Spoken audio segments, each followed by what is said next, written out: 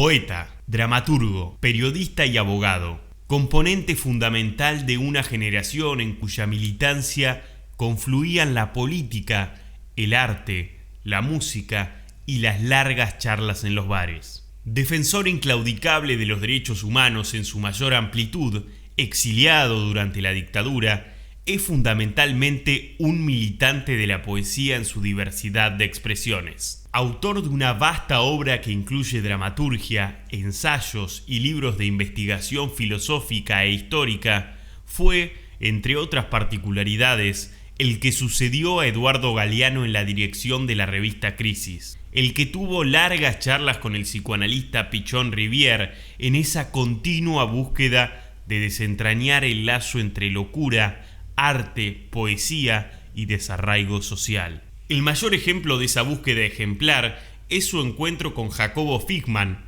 poeta considerado muerto por la oficialidad literaria y que transcurría sus días en el neuropsiquiátrico Borda. La tan citada y muy raras veces cumplida alquimia entre vida y poesía signó todo su recorrido existencial. Con ustedes, Vicente Citolema.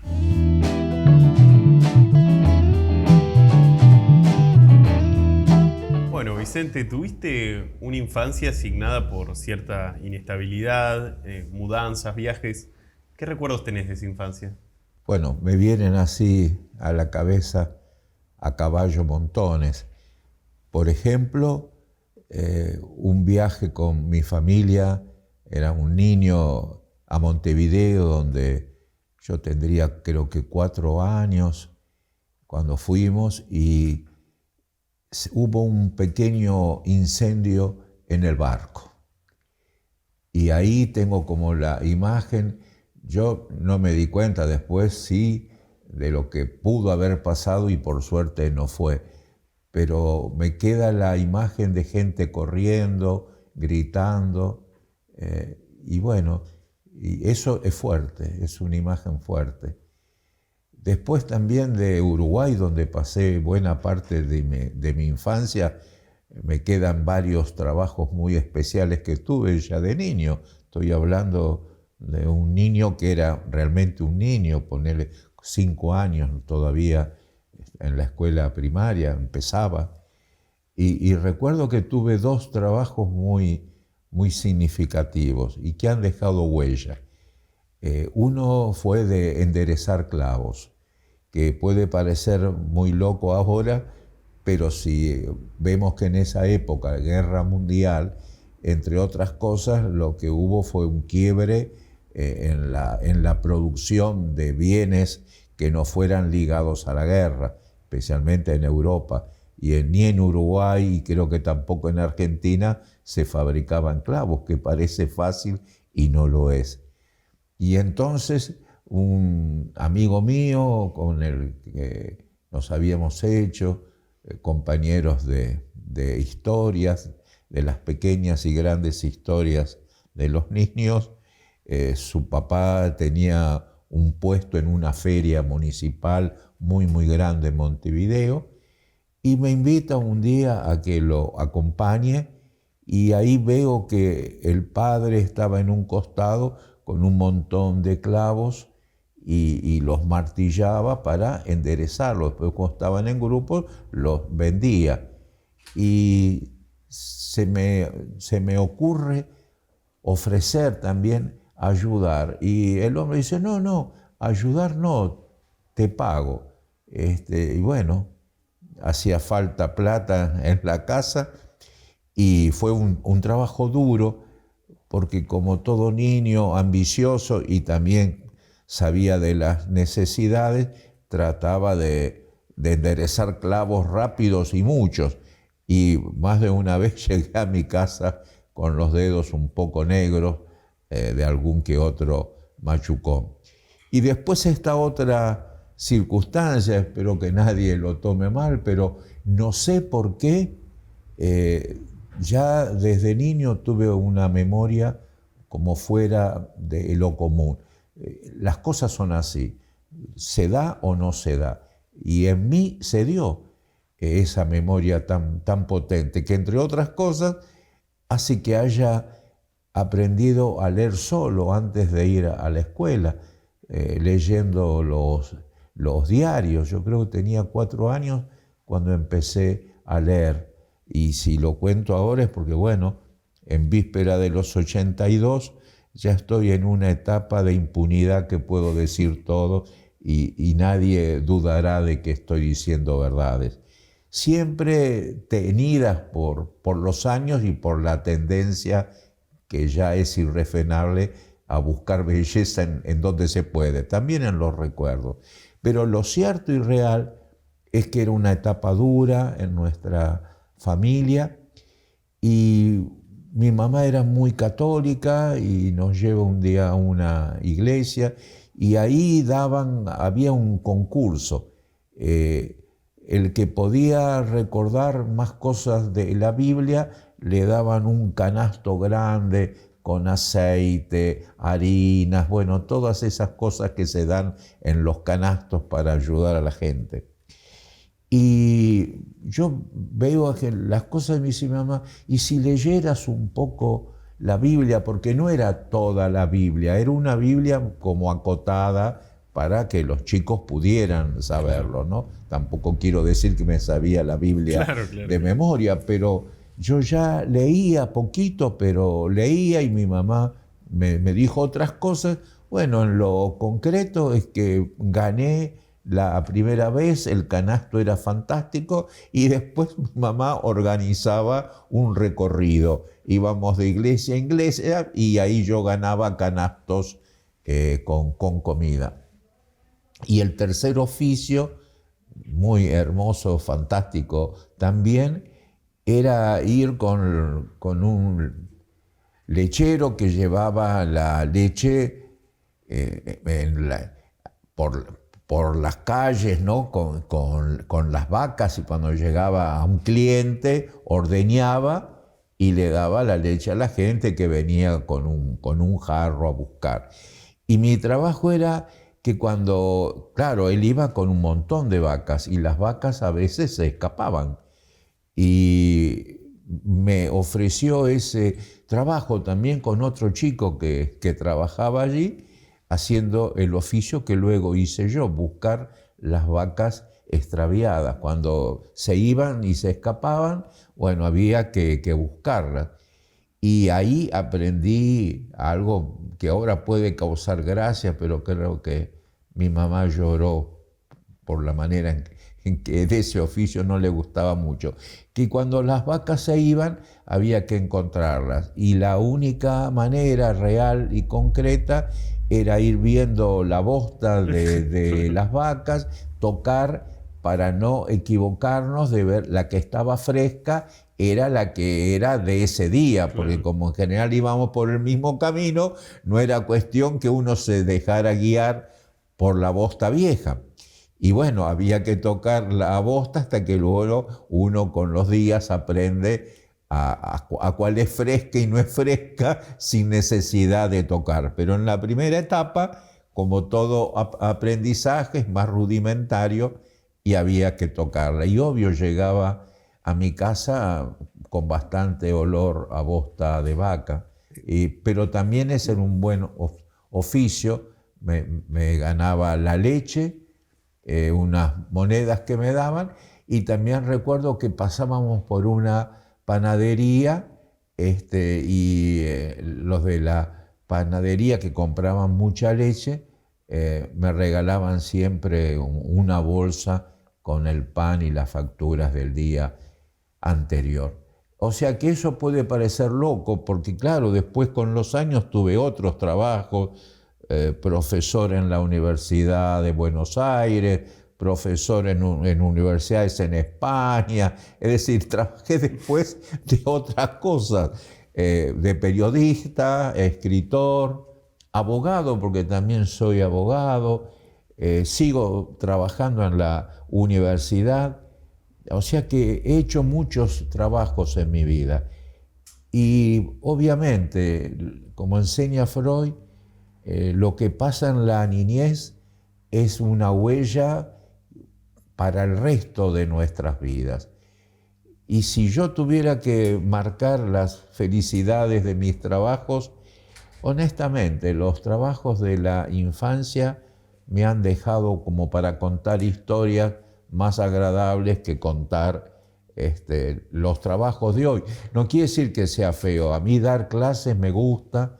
Tengo una cátedra de periodismo y literatura y otra reflexiono sobre estética del arte latinoamericano. Son cosas que amo.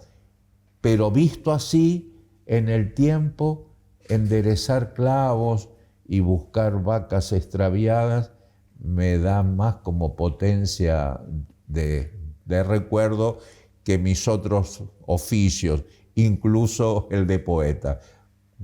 Honestamente es así. Vos lo contás de alguna manera, ¿no? Lo contás como una aventura, ¿no? Como chico estos distintos trabajos, pero a la vez denotan una infancia complicada, ¿no? Donde hubo necesidades. Sí, eso es cierto. Con necesidades y con momentos luego de ninguna necesidad. Mi padre nació aventurero, tanto para gestar grandes negocios con los que ganaba dinero, como luego para fundirse rápidamente. Le gustaba el juego, apostaba a cualquier cosa, a las cartas, a los caballos. Además era un hombre muy, muy bello, tenía ojos que no es frecuente el color, ojos grises, y eso hacía que, bueno, que tuviera mucho, mucho éxito, y amaba muchísimo las carreras de caballo, me llevaba de niño a verlas, y eso hacía que aunque fuera muy emprendedor e inventaba negocios que le iba bien, bueno, sus aventuras de amor y sus aventuras con el juego hacía que pudiéramos pasar un día a estar lo más bien con dinero en exceso en la familia y luego de golpe tener que ir a enderezar clavos porque no había nada para comer. Claro. Y te quería preguntar, porque después, esto vamos a hacer así como un viaje un poco en el tiempo, ¿no? Después te toca exiliarte, ¿no? Con la dictadura, vamos a hablar de eso, pero después del exilio volvés a Flores. ¿Flores lo sentís tu barrio o por qué volviste ahí? No, lo siento como mi barrio. Yo nací cerca de Flores, en Floresta, a unas 15 cuadras de donde estoy ahora. Y de todos los barrios de Buenos Aires es como en el que me identifico más. Y después, no puedo negarlo, amo la ciudad de Ámsterdam, donde pasé la mayor parte de mi exilio. No puedo negarlo, es así. Me gusta mucho más Ámsterdam que Buenos Aires. Tal vez también porque la mayor parte de mis amigos están muertos. Muchos fueron asesinados por la dictadura y otros ya con los años, las enfermedades y esas cosas dejan también tristeza en la vida. Y cada vez como que me voy alejando de Buenos Aires y sueño mucho más con volver a Ámsterdam. Y ahora en Ámsterdam vive una de mis hijas que nació precisamente en el exilio en esa ciudad. Ella es artista visual y tengo 2 nietitas que están allí. Con los problemas de las pestes, con los problemas de las enfermedades que vienen con los años, no es tan fácil viajar. Pero el sueño está a principio del año próximo volver a Ámsterdam. Y quiero, no digo como de despedida, pero uno tiene que ver el mundo siempre como un gran viaje. Nunca se sabe cuándo empieza ni cuándo termina. Y siento que voy organizando despedidas, que espero que sean muchos años de despedidas, pero también necesito despedirme de Ámsterdam. Así que ahí estoy con esa ciudad que obviamente tiene como una marca potente porque el exilio no voy a hacer el llanto del el exilio, aunque he escrito muchos poemas sobre el exilio, pero los griegos eran muy sabios en muchas cosas. Y ellos organizaron la posibilidad, cuando te condenaban a muerte, de aceptar que vos mismo te podías suicidar, como en el caso de Sócrates. Era lo peor el exilio. Claro, o exiliarte. Es decir, lo equiparaban. No voy a decir que es igual, porque el propio pudor de tantos compañeros míos asesinados me impide decirlo, pero tampoco puedo negar que el exilio marca una sacudida muy, muy potente, imborrable. Pero también da otras alternativas. De golpe, el amor. En Holanda conocí a Regine Vermeer, mi mujer. Recuerdo que la conocí ligado también a un hecho de poesía. Yo estaba dando clases, unas clases me habían invitado en una universidad, la Universidad de Lund, en Suecia. Y me ubican y me dicen los compañeros del exilio que se iba a hacer un homenaje a un gran poeta y amigo mío de nuestra generación desaparecido, Roberto Santoro. Y me piden, el homenaje era a Santoro, pero también incluía al resto de los poetas desaparecidos. En ese momento se lo tomó él como figura, porque como era también docente, los gremios docentes apoyaron el acto. Y bueno, yo leía mis poemas en castellano, obvio era el plan de leer poemas y hablar de los poetas desaparecidos, de los escritores. Hablé de Walsh, hablé de Haroldo Conti, de Miguel Ángel Bustos, todos amigos del alma. Bueno, fui de Suecia, fui a Holanda, y ahí una hermosa mujer, dulce y muy sensible, Regine, fue mi traductora. Y para bien o para mal, 44 años ligados con mi traductora. Suecia es muy interesante porque tengo entendido que también recibió muchos exiliados de Uruguay, ¿no? Básicamente de Uruguay. Sí. Te quería preguntar, Vicente, digamos, para adentrarnos un poco en tu recorrido. Vos lo comentabas recién que sos abogado. En algunas entrevistas he escuchado que mencionás que te acercaste al derecho porque en ese momento era abogacía, derecho y ciencias sociales. ¿Cómo Sí. fue ese acercamiento al derecho? Bueno, creíble o no, porque mi vida es un poco rara también, vuelvo a Buenos Aires con la familia, claro, y yo estaba, el primero y segundo grado lo hice en Uruguay, y el tercer grado aquí, o sea, un niño. Y uno de mis dos abuelos tenía una librería de libros viejos, ¿no? En el barrio de Buedo. Y estaba enfermo. Enferma mucho, y entonces la familia, al único que pueden ofrecer para ayudar es a mí.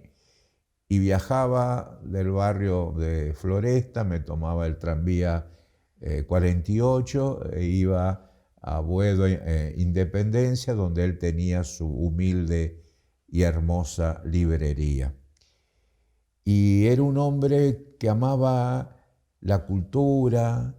Él me llevaba al Paraíso en el Teatro Colón, me enseñó a amar las óperas, y como estaba enfermo cada vez más y se quedaba en cama, yo era como con mis 7, 8 años el vendedor de esos libros viejos que además no se vendían mucho.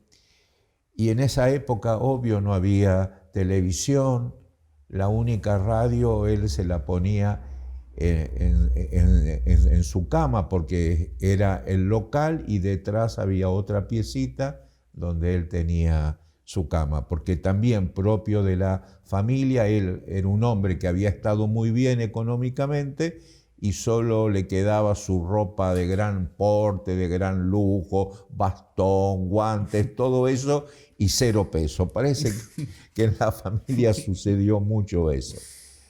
Y bueno, entonces, ¿qué otra cosa podía hacer que leer?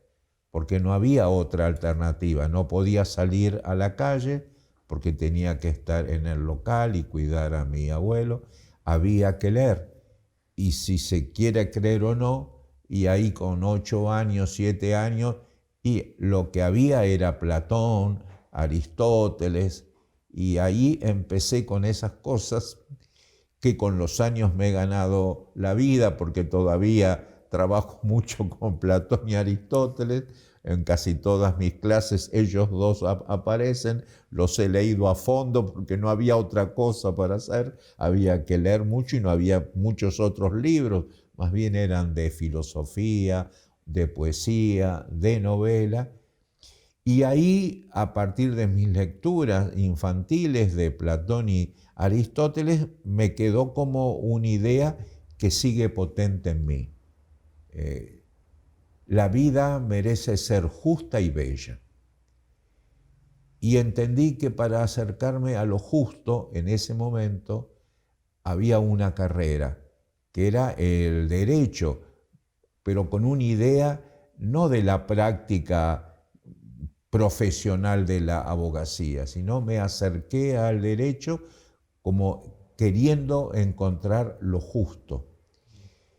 Y me acerqué a la poesía que practico desde muy niño porque buscaba lo bello. ¿Qué otra cosa podía hacer después de ser un niño que leía a Platón y Aristóteles? Y con 2 abuelos que los dos de distinta forma amaban el arte. Mi abuelo de la librería y mi otro abuelo anarquista, que también, entre otras de sus grandes locuras, en el sentido más hermoso, tenía una propia versión de El Quijote. Y después están también las cuestiones de familia. El hermano de mi abuela era un poeta anarquista, lo matan en España y por ser anarquista no lo entierran en Camposanto, tienen que enterrarlo por fuera del cementerio. Y mi abuela ya de niño me hablaba de ese tío abuelo mío con una capa negra, recitando poemas por las calles, perseguido por la policía. Aclaro, tiempo después me pasó a mí, perseguido por las calles por leer poemas, porque, por ejemplo, en el entierro de Rodolfo Ortega Peña, que lo mata la AAA, yo leo un poema de despedida mientras los perros me mordían y los compañeros me defendían. También en el entierro de los compañeros asesinados en Trelew me pidieron que leyera un poema y otra vez los compañeros haciendo un círculo para que la policía no nos destruyera la ceremonia de justa despedida. Bueno, los compañeros haciendo frente a las motos, a los caballos en el cementerio y yo como podía leyendo el poema de despedida a los compañeros en Trelew. Es decir, que de alguna forma seguí la trayectoria de mi tío abuelo, el poeta anarquista. Eso es así. De alguna forma lo he contestado. Y entonces queda claro que cuando me recibo de abogado, ¿qué podía hacer? Bueno, ahí viene, yo ya conocía a Carlos Mujica. Nos habíamos cruzado de distintas formas. Yo era muy religioso en esa época, lo sigo siendo, pero de otra forma. Incluso llegué a ser jefe de la Acción Católica. Y entonces cuando en la iglesia católica empieza a aparecer el movimiento de sacerdotes para el tercer mundo, yo ya estaba como predispuesto a tener amigos allí. Y entonces Mujica, Richard Daly, Carbone, todo Rubén Drí, todo ese movimiento de sacerdotes para el tercer mundo fueron mis compañeros de época, de lucha.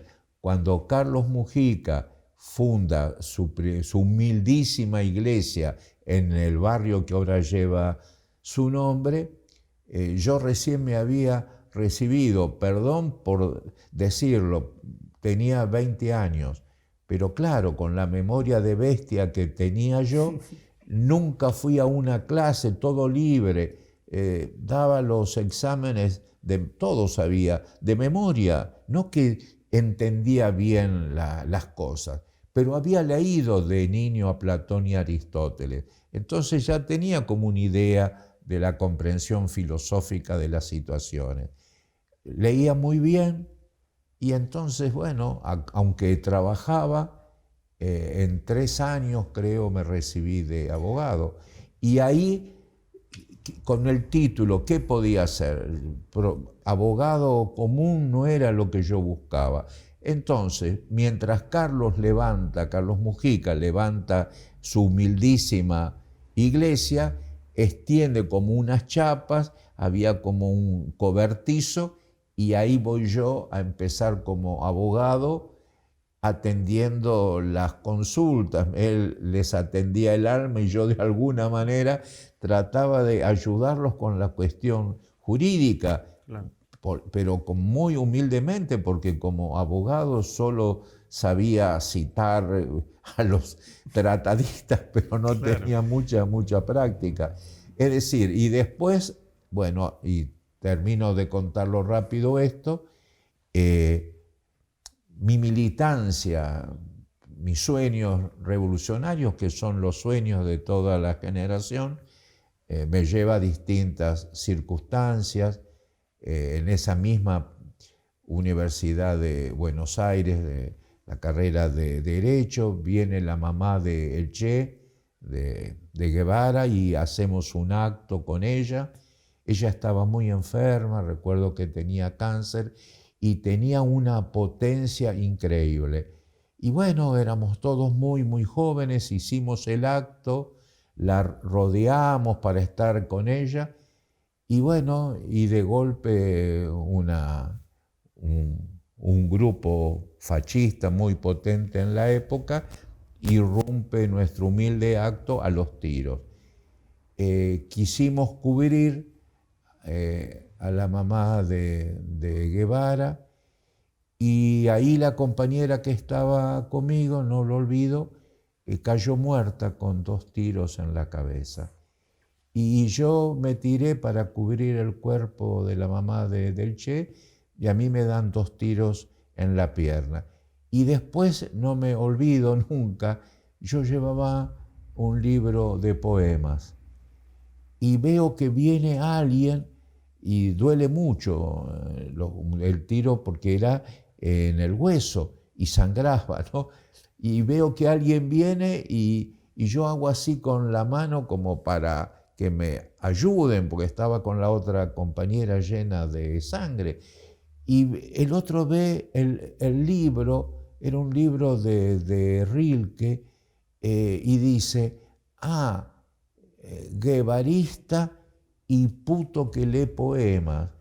Y con una cachiporra me rompió la cara. Y ahí me di cuenta que para siempre, que la búsqueda de la justicia y el amor por la poesía iban a andar armoniosas en mi vida. Y ahí así, no cambió. Vicente, te quiero preguntar, porque en esto que vos señalabas a mí me llamó mucho la atención esto de, bueno, estudié Derecho porque me interesaba la parte social, ¿no? Y hay algo muy interesante, porque el derecho también es un poco, está la práctica de la abogacía, ¿no? Donde uno a veces repite y los abogados repiten sin cuestionar esa norma, pero el derecho ordena, el derecho dice quién va preso, qué es delito, el derecho dice quién es capaz, quién es loco, quién no es loco, ¿no? Está también ese otro lado que uno, bueno, a veces en la práctica los abogados no lo cuestionan o no está en el debate, inclusive en la propia universidad muchas veces eso no se debate puntualmente. Pero yo sí. Nuestra generación debatió mucho. Nosotros fundamos con Rodolfo Ortega Peña, que lo asesinó la AAA, con Mario Hernández y Sinigaglia, que están desaparecidos. Es decir, con un pequeño grupo de los cuales el único vivo que quedó soy yo, fundamos una agrupación de abogados para los derechos humanos.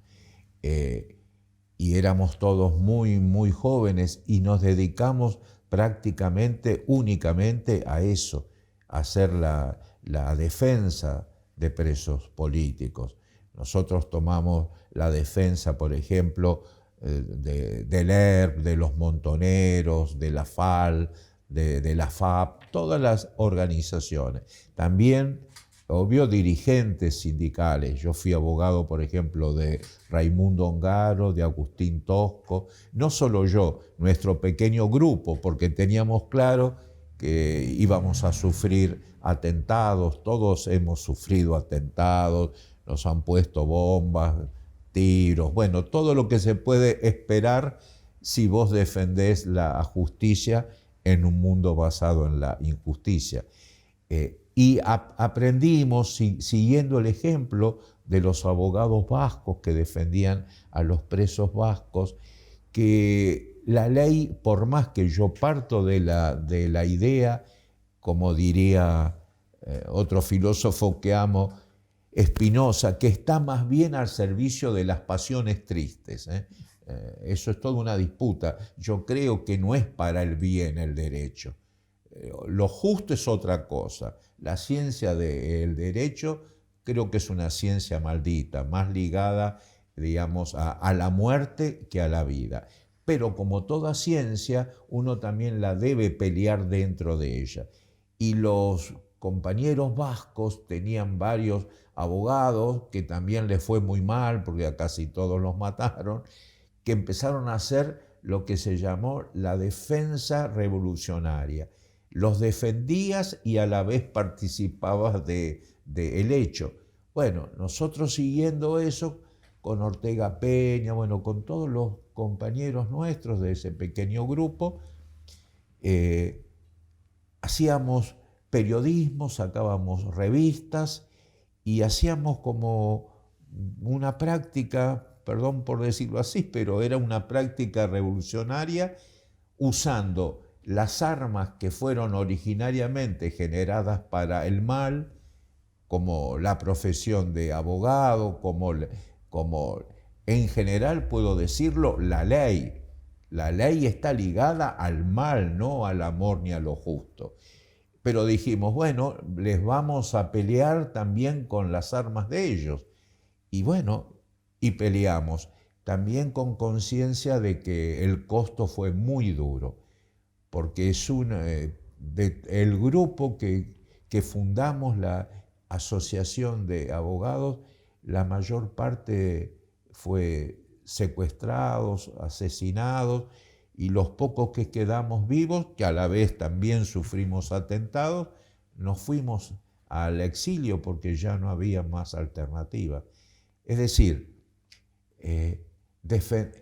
defender la vida siempre se paga con usura. Pero como dice el tango, ¿quién te quita lo bailado?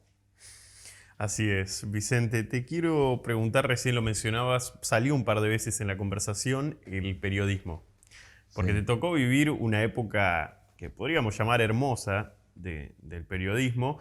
Y a la vez tenés la particularidad de que trabajaste en diarios que podríamos denominar comerciales y bueno, y después tuviste diarios ya más comprometidos, inclusive muchos de ellos órganos de prensa de militancia, ¿no? de organizaciones.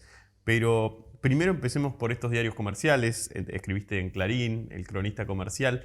En La Voz. En La Voz. ¿Cómo fue esa experiencia? Y a la vez te pregunto por un tema recurrente en tu obra vinculado al periodismo que tiene que ver con la ética.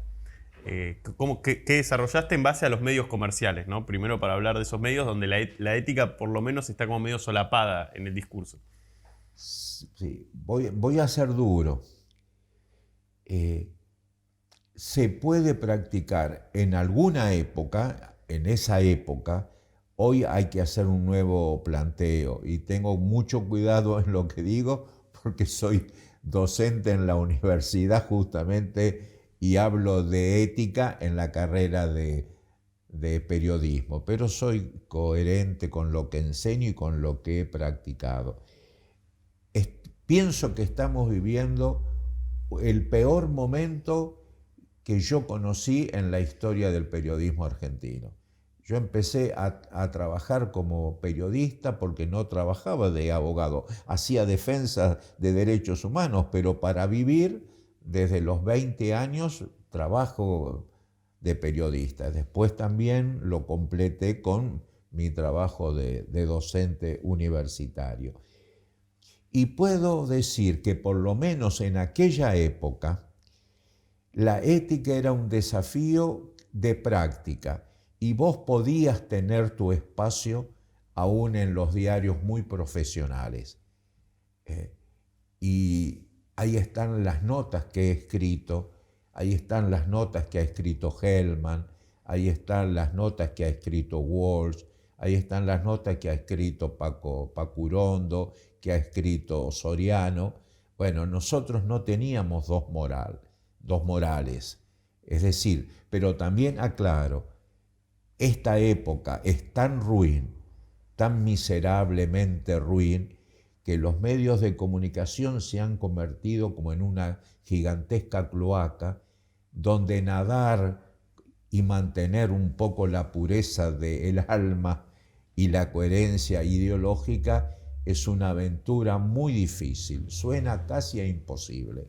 Eso lo quiero marcar. No era fácil mantener un espacio de ética, pero era posible. Y hoy quiero ser justo, yo siento que, por más que yo por eso mismo ya no hago periodismo, porque creo que para alguien como yo, con las marcas que ya tiene y con el nombre para bien y para mal que tengo, no hay como espacio para mí.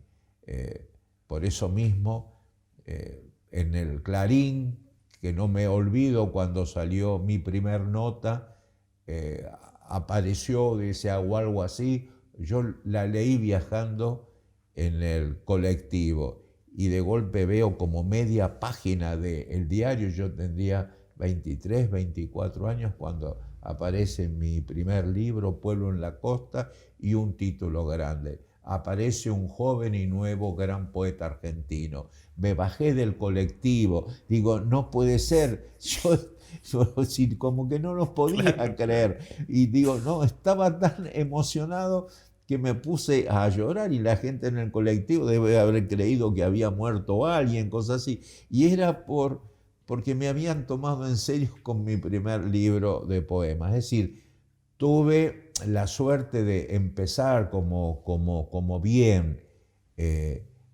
con lo que escribía y me pude como ganar un espacio en el que no me molestaban. Pero también aclaro, Osvaldo Bayer era jefe de la sección Arte y Espectáculo en el diario Clarín. O sea que eran otras épocas.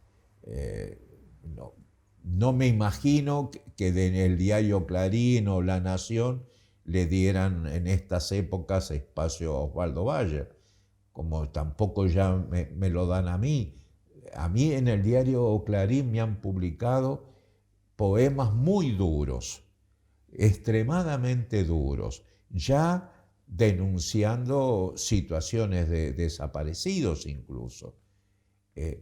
Y me publicaron siempre todas las notas, lo debo reconocer.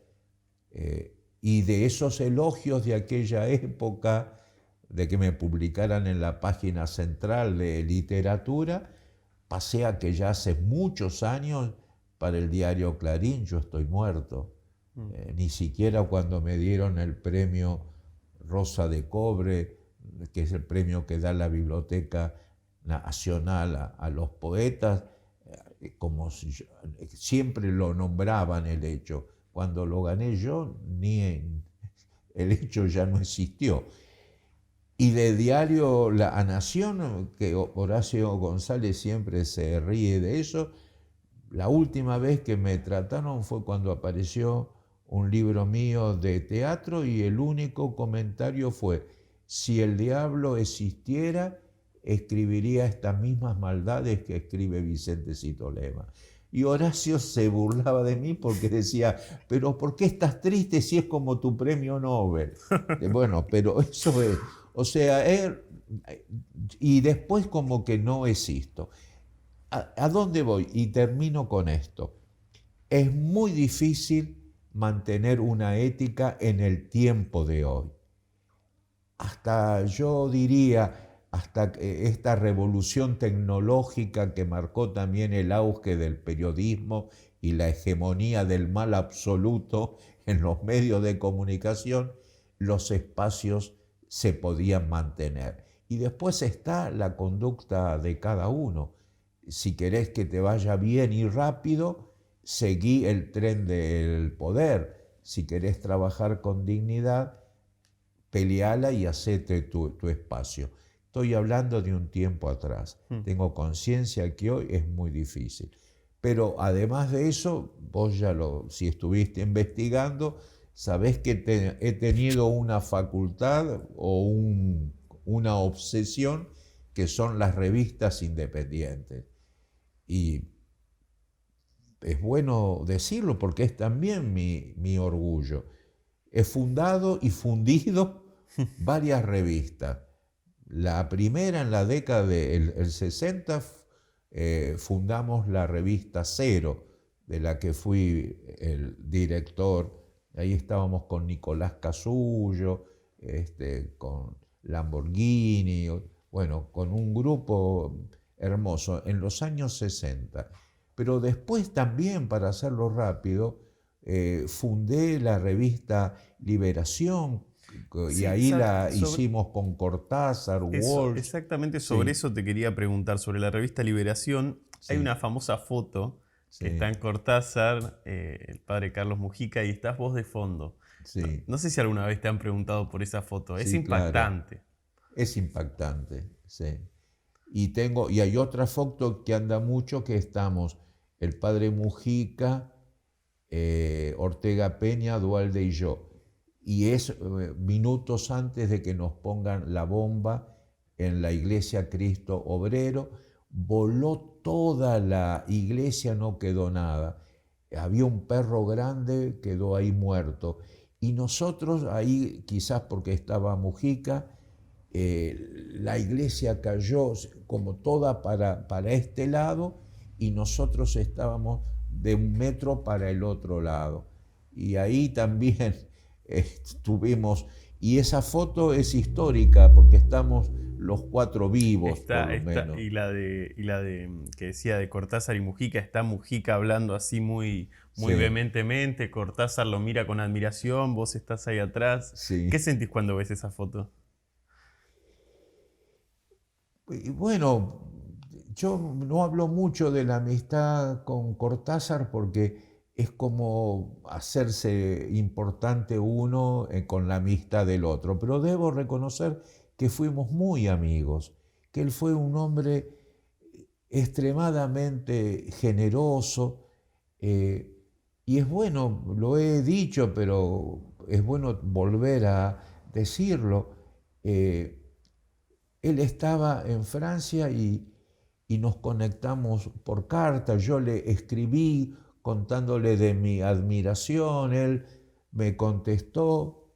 Después, tiempo después, él escribe el libro de Manuel, quiere venir a la Argentina a presentarlo. Me escribe una carta y me dice: Vicente, quiero presentar el libro, sé de las cosas que estás haciendo con derechos humanos y quiero que vos me lo presentes, dame una mano. Dice, pero no quiero una librería ni un centro cultural, conseguime otro espacio. Y fui a hablarlo a Ongaro, en la CGT de los argentinos, y ahí presentamos el libro de Cortázar. Y lo que quiero contar es que Cortázar me dio un poder cediéndome los derechos de los últimos libros de él, con la condición de que no lo hiciera público. Y con esa plata pagamos de los libros de Julio, pagábamos los viajes de los familiares que iban a la cárcel en el Chaco y mucho en mayor cantidad, porque había más presos, a la cárcel de Rawson en la provincia de Chubut, con esa plata que salían de los libros de Cortázar. Y ahí entonces se gestó más nuestra amistad, que después culmina en un extraño juicio que Borges y la editorial de Borges le hacen contra Cortázar, porque Borges decía que, porque hay un hermoso libro de Cortázar que él habla sobre Buenos Aires y tiene fotos de Sara Facio y Alicia D'Amico, y a Borges no sé por qué se le ocurre que el tema Buenos Aires le pertenecía y hace una denuncia por plagio. Y bueno, y Julio me escribe y dice, bueno, Vicente, otra vez necesito que me des una mano. Y fui abogado también de él en ese aspecto. Y fuimos a la cárcel a verlo a Paco Urondo, en la cárcel de Villa Devoto cuando Paco estaba preso. Es decir, pero toda esa etapa que la cuento a partir de esa foto te explica por qué. Y por qué yo nunca conté todo eso, porque Julio me lo había prohibido, no que tuviera miedo, que tenía miedo no de que le pasara algo, sino que creyera a alguien que él quería usar ese trabajo en derechos humanos. Yo no puedo contar todas las historias de él, pero fue un verdadero hombre luchador por la libertad. Vicente, y después sí aparece una revista que, bueno, es un faro dentro del periodismo argentino, que es Crisis. Sí. Te toca reemplazar en la conducción a Eduardo Galeano. ¿Cómo sí fue eso? Bueno, cuando se funda la revista, me invitan a que escriba y que sea parte de la dirección. Ahí estaba de entrar. Bueno, la iba a dirigir Sábato. Pero Sábato empieza a dar vueltas y vueltas y la gente que la edita estaban en Montevideo por un viaje, lo conocen a Galeano, quedan impresionados porque Eduardo era muy joven y ya dirigía, creo que se llama el diario Época en Montevideo. Entonces Bogelio, el editor, lo ve a Galeano y dice, bueno, ya que Sábato tiene tantas vueltas, le ofrece a él. Bueno, Galeano viene, nos conectamos también con Hellman y ahí se arma el equipo. Pero a la vez en ese momento, Jarito Walker, otro gran periodista de la época que llegó a dirigir la revista Gente en el momento más especial, va de corresponsal de guerra a Vietnam, viene cambiado, con ansias revolucionarias.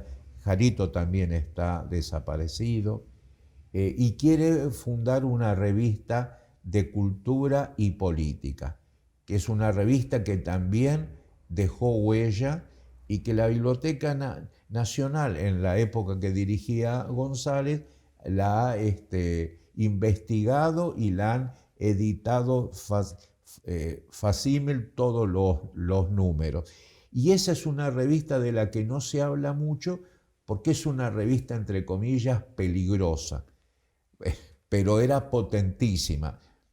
Y entonces Jarito Walker quiere fundar esa revista, deja Gente y de Gente funda Nuevo Hombre. Y me llama, y yo digo, bueno, entre Crisis y esta aventura más revolucionaria, seamos honestos, acepto trabajar con él, me nombra a cargo de la parte de cultura de la revista.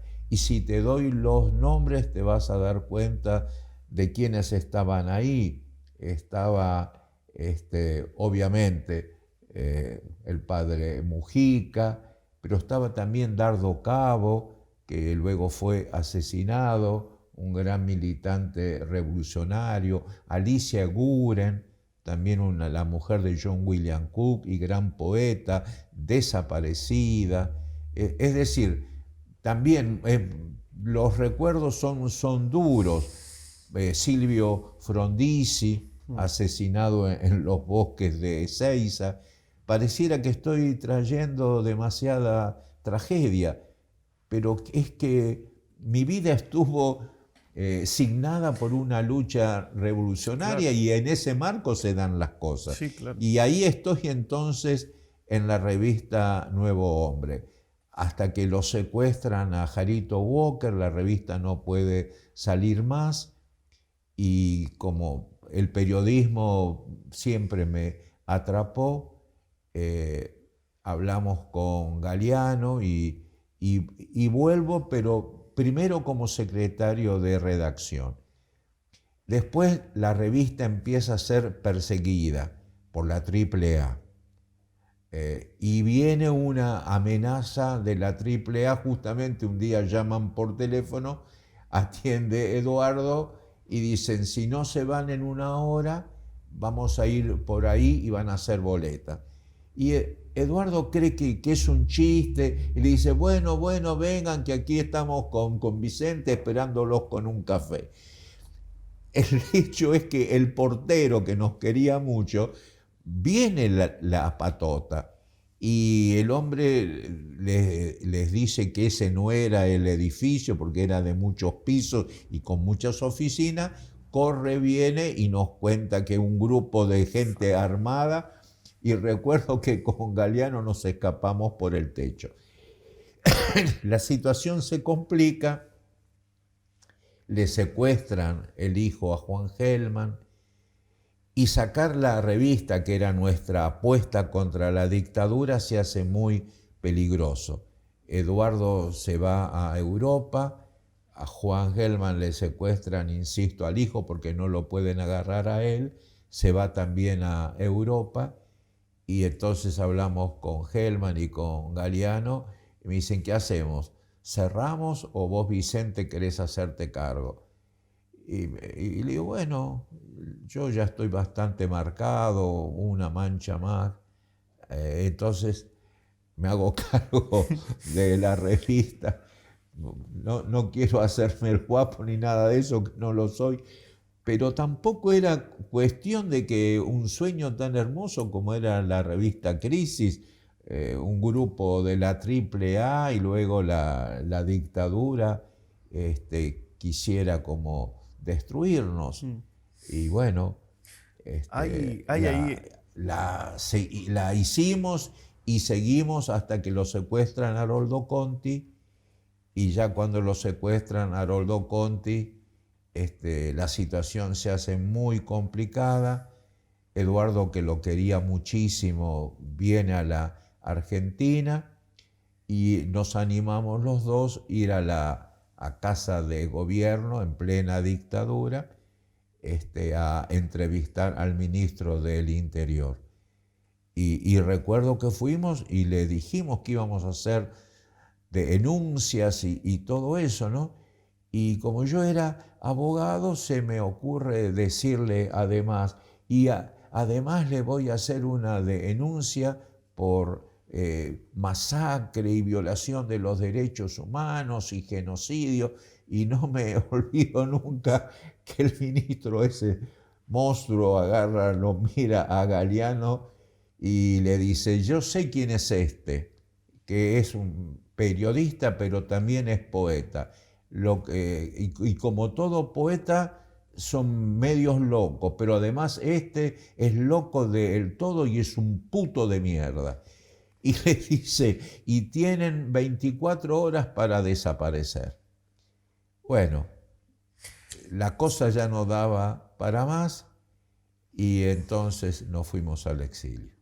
Ahí justamente eso te quería preguntar, la desaparición de Haroldo Conti. Hay algo que me parece increíble en esa situación, que vos lo has contado un par de veces, pero me parece muy lindo traerlo por esto, porque ustedes van a varios diarios tratando de acercar, ¿no?, el pedido Sí. de que se lo estaba buscando, que estaba desaparecido. Sí. Y ahí hay una historia que me gustaría que cuentes, que es que logran publicar un fragmento de un cuento de él, como lo único que les permiten de alguna Sí. manera publicar. Sí.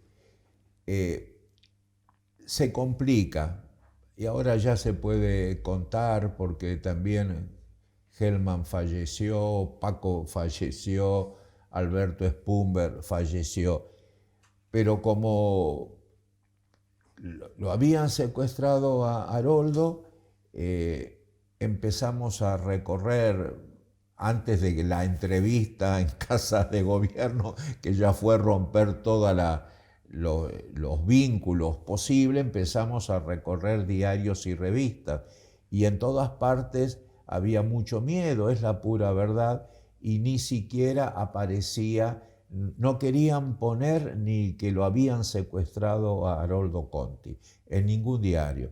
Y es la verdad, fui a Clarín, donde todavía tenía gente conocida, pero bueno, de una manera u otra, bueno, Vicente, ustedes ya están jugados, pero es un problema si ponemos la desaparición de Conti, en fin, no acuso a nadie, digo que así fue. Recorrimos todos los diarios, revistas, y en ningún lugar conseguíamos que saliera. Y eso que Haroldo en su momento, en ese momento, ya era un escritor con un gran prestigio, pero el miedo era tan grande, y es comprensible, yo no acuso a nadie, era la situación. Había mucho terror en el momento y nadie quiere sacar nada. Y entonces, bueno, fuimos a la Opinión, y ahí, bueno, nos juntamos con Alberto Spumber, otro gigantesco poeta que acaba también de fallecer, con Paco, con Hellman, y ellos me dicen: Vicente, hacemos algo, pero Timerman no quiere publicar nada. ¿Qué se te ocurre? Y entonces a mí se me ocurre que yo tenía un cuento que no estaba terminado, que me lo había dado Haroldo para que lo leyera, pero él lo estaba trabajando, el cuento, y entonces lo pienso y digo, y bueno, Haroldo no se va a enojar que haga esto. Entonces lo arreglé un poco, lo corté porque tampoco quería meter mano en un cuento de Haroldo, y armamos como excusa de que teníamos un cuento de Haroldo Conti, y recién abajo, apenas más chiquito, Spumber pone: este cuento nos fue entregado por Vicente Citolema, que también nos comenta que desde hace un mes el escritor Haroldo Conti no aparece por su casa, no responde a ningún... y lo ponen ahí. Igual se armó la podrida, porque Timerman, que luego lo va a pagar también él, porque también lo van a secuestrar a él después. Pero en ese momento se enojó mucho con todos nosotros, Alberto Spumber lo quiso echar, bueno, son las cosas, no acuso a nadie, vuelvo a decir, fueron épocas difíciles y cada uno hizo lo que pudo. Y ahora vamos a ir ya un poquito más a tu poesía, como para ir cerrando, pero también totalmente, para hablar de algo que atraviesa un poco tu vida también, ¿no? En un momento te tocó buscar a Jacobo Fickman, ¿no? Un gran poeta que, bueno, hasta muchas personas lo daban por muerto, ¿no? Las crónicas lo daban por muerto. Vos lo buscaste, lo encontraste, estaba en el neuropsiquiátrico Borda. ¿Cómo fue eso? Bueno, nosotros conocíamos la obra de Fickman. Yo estaba así como tengo esa parte mía muy ligada con lo que podemos llamar el movimiento revolucionario de nuestra generación, desde el punto de la escritura y de la formación en el arte, junto con Miguel Ángel Bustos, fuimos como los dos últimos jóvenes poetas que son como reconocidos en el movimiento surrealista. Esa relación con el surrealismo lleva a que, entre otras cosas, yo conozca a Juan Valleplanas, ese gigantesco pintor que es considerado como el pintor surrealista más importante que dio Latinoamérica. Ayer justamente estuve con Luis Felipe Noé hablando de arte y él decía que sí, que para él también Valleplanas era el más importante pintor del surrealismo, por lo menos en Argentina, como decía Noé.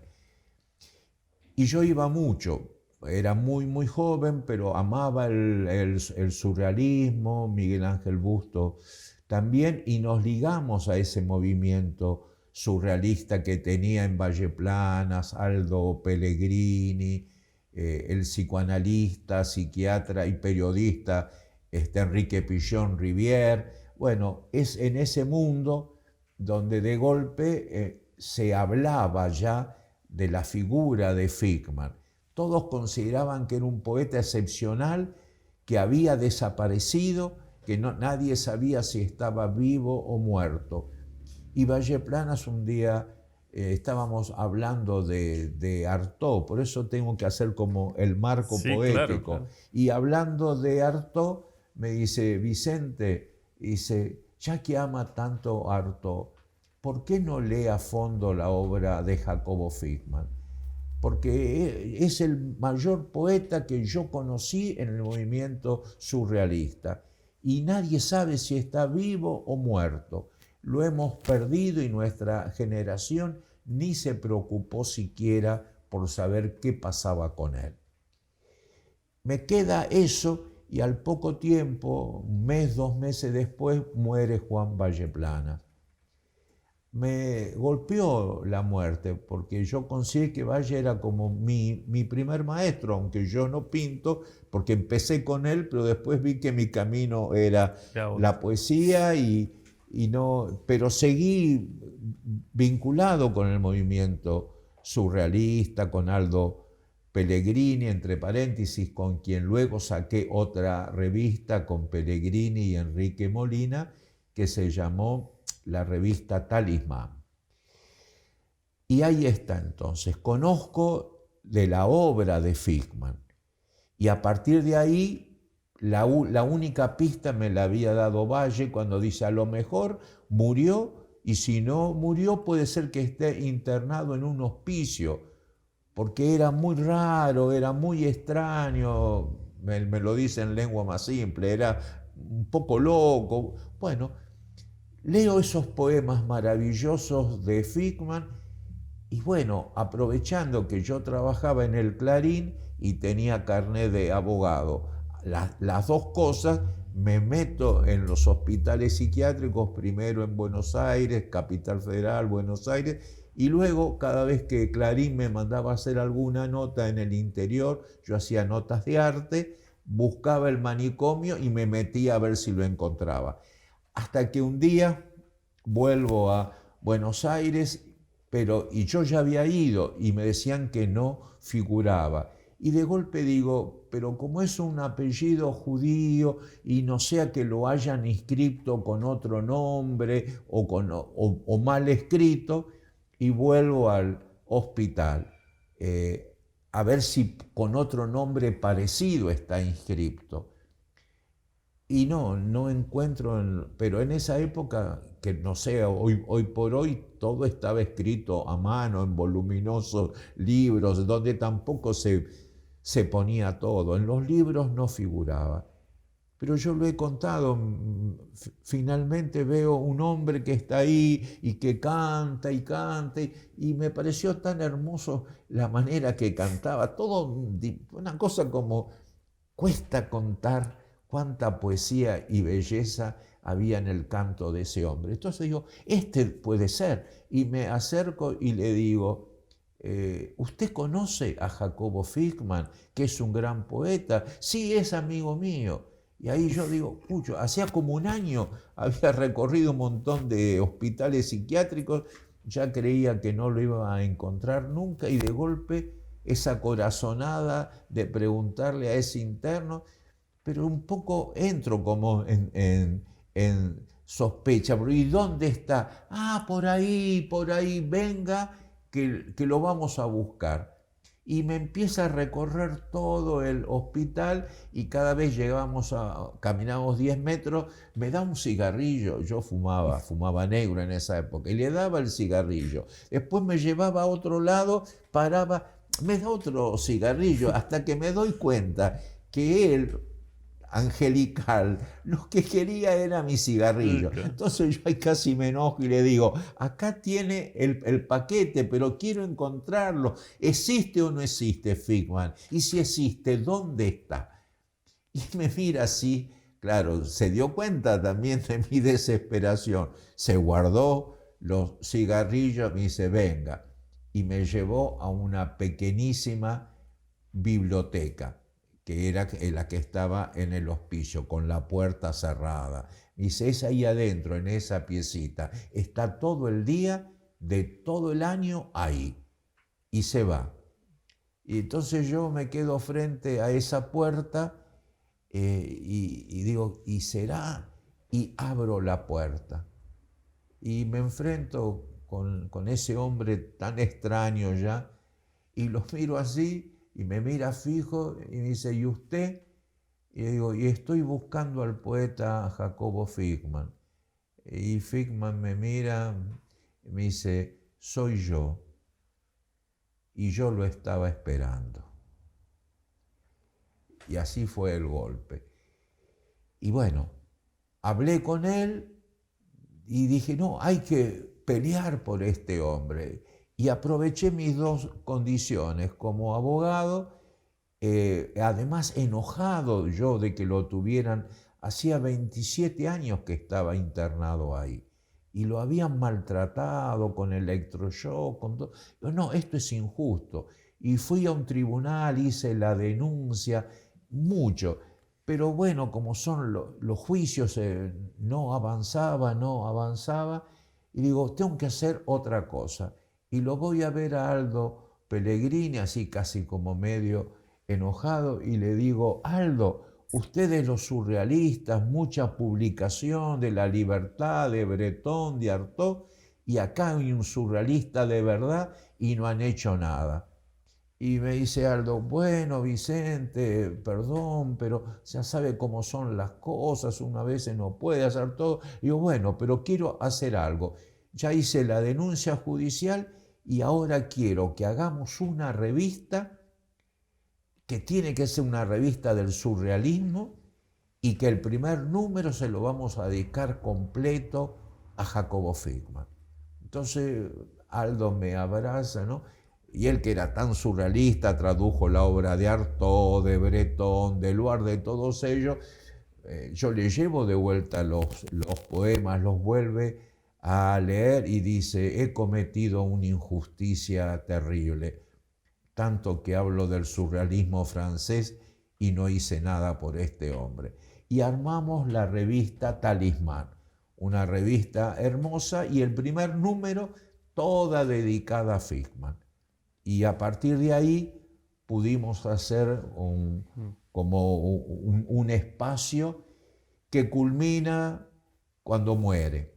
Cuando muere Figman, porque él un día paseando por los patios del hospital me dice, Vicente, estoy muy enfermo, puede ser que muera y tengo que confesarle algo. Usted sabe que yo soy judío, pero también soy Cristo.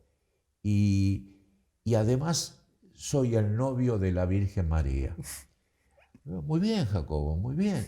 ¿Qué le iba a decir? Judío, hijo de la Virgen y amante de la Virgen María. Cada uno con su realidad. Yo no me meto con la realidad de nadie, las respeto todas, los sueños y los delirios también. Y me dice, y cuando me muera yo tengo una cita con ella. Me va a estar esperando en la puerta del hospital para irnos juntos de viaje y para amarnos. Dice, pero si yo me muero en el hospital, ya sé que me van a abrir la cabeza, porque acá le hacen esa ceremonia final en la morgue, que todavía al día de hoy, ¿verdad? Cuando muere alguien en el hospital, le abren la cabeza para ver si todavía tiene la maldita piedra de la locura, aunque dicen que es para investigar si hay algún tumor, en fin. Todavía siguen buscando la piedra de la locura. Y me dice, si estoy lleno de sangre, la Virgen, que es muy delicada, va a salir corriendo. Y usted también ama mujeres y se puede dar cuenta que ella es más linda que cualquier mujer que usted haya conocido y también va a salir corriendo si yo llego lleno de sangre. Prométame de amigo a amigo que si muero usted no va a dejar que me abran la cabeza. Y bueno, yo de la pelea con el juzgado había logrado que me nombraran curador de Fickman. Entonces todos los viernes lo iba a buscar al hospital y viernes, sábado y domingo vivía en mi casa conmigo y el lunes volvíamos al hospital. Pero ese domingo cuando volvemos, yo veo que está muy enfermo y le digo, pero Jacobo, ¿por qué no vuelve a mi casa? No, yo me quiero quedar acá. Y al otro día muere y me mandan un telegrama. Jacobo Fickman murió, 24 horas para retirar al muerto.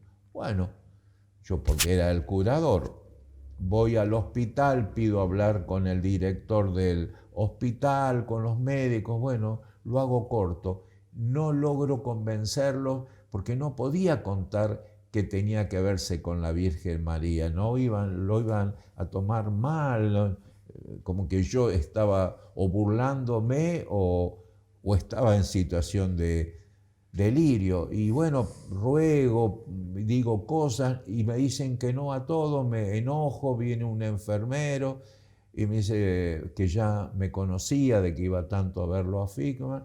Me dice, mire, no quiera discutir más ni con el director ni con nadie porque aquí son así. Y me dice, vaya, mire, de parte mía aquí hay una cochería cerca, pague, dígale que lo mande yo, consígase una ambulancia, venga rápido, yo le doy una mano, entra en la morgue y róbese el cadáver. Directo. Y lo hice así.